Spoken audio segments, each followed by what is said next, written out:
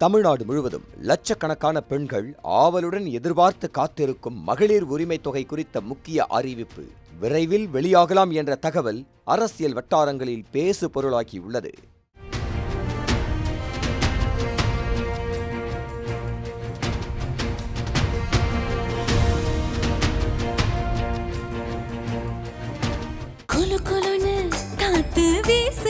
உங்கள் சத்யாவில் குளு குளு ஏசி ஆஃபர். கடந்த திமுக ஆட்சியில் அறிமுகப்படுத்தப்பட்ட மகளிர் மாதாந்திர நிதி உதவி திட்டத்தின் கீழ் தகுதி அடிப்படையில் தேர்வு செய்யப்பட்ட பெண்களுக்கு ஒவ்வொரு மாதமும் 1000 ரூபாய் நேரடியாக வங்கி கணக்கில் செலுத்தப்பட்டு வருகிறது. இந்த திட்டத்தின் மூலம் தற்போது ஏராளமான பெண்கள் தொடர்ந்து பயனடைந்து வருகின்றனர். ஆரம்பத்தில் சுமார் 1 கோடி பெண்கள் பயனடைந்த நிலையில் பின்னர் திட்டம் விரிவுபடுத்தப்பட்டதால் பயனாளிகளின் எண்ணிக்கை மேலும் அதிகரித்தது. இதற்கிடையில் ஆட்சி மாற்றம் ஏற்பட்ட பிறகு தேர்தல் பிரச்சாரத்தில் பெண்களுக்கு மாதாந்தோறும் 2500 ரூபாய் வழங்கப்படும் என்று தற்போதைய தாவேக அரசு வாக்குறுதி அளித்திருந்தது. இதனால் 1000 ரூபாய் எப்போது 2500 ரூபாய் ஆகும் என்ற கேள்வியே பெண்கள் மத்தியில் அதிகம் பேசப்படும் விஷயமாக மாறியது.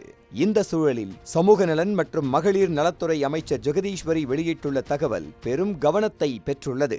தேர்தல் அறிக்கையில் அறிவிக்கப்பட்ட வாக்குறுதிகளை நிறைவேற்றுவது அரசின் முன்னுரிமை என்றும் பெண்களுக்கு 2500 ரூபாய் வழங்கும் திட்டத்தை செயல்படுத்த தேவையான பணிகள் தீவிரமாக நடைபெற்று வருவதாகவும் அவர் தெரிவித்துள்ளார். மேலும் பெண்களுக்கு தாவேக சார்பில் அளிக்கப்பட்ட வாக்குறுதி நிச்சயமாக நிறைவேற்றப்படும் என்ற நம்பிக்கையையும் அமைச்சர் வெளிப்படுத்தியுள்ளார். இதனால் இந்த திட்டம் எப்போது நடைமுறைக்கு வரும் என்ற எதிர்பார்ப்பு மேலும் அதிகரித்திருக்கிறது.